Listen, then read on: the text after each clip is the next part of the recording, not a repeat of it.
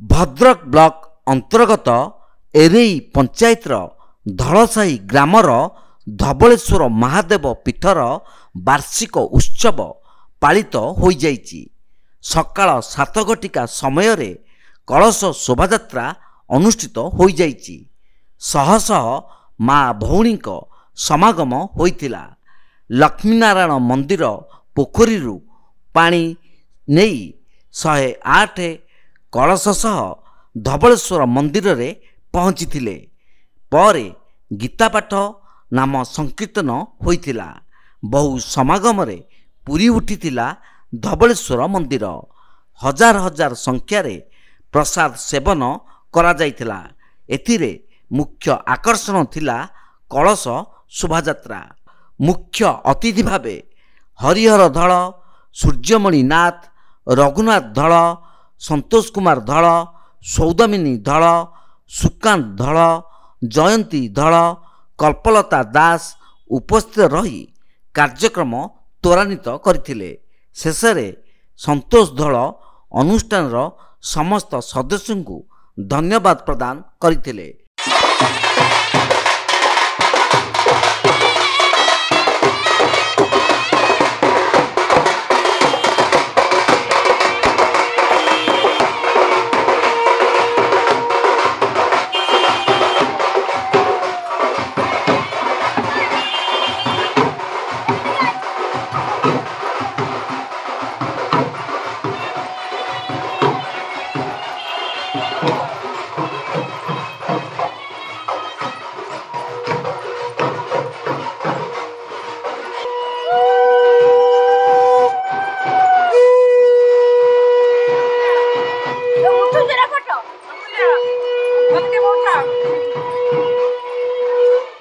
आज आमर 12 वर्ष पूरी आमर ये मंदिर कार्यक्रम ग्रामवासी, अंतवासी, पड़ोसी, सरकार अनुदान सबुथिरे श्रृंखलार चली अछि।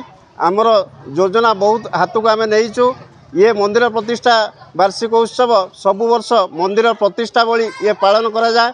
बड़ जाकजमक बाजा रोषणी आ कलश 108 कलश प्रति वर्ष करा जाए। ये मंदिर वर्तमान जो कार्यक्रम द्वितीय अंक आम पहुँचीचु। प्रथम अंक थिले स्वर्गत चंद्रमणि धलंकर नेतृत्व में चलीला गाँ। वर्तमान आमर आईनजीवी श्री हरिहर दलंकर नेतृत्व में ग्राम कमिटी, मंदिर कमिटी द्वारा मंदिर परिचालन करा जाउची। बड़ श्रृंखलार ये मंदिर चालुअछि।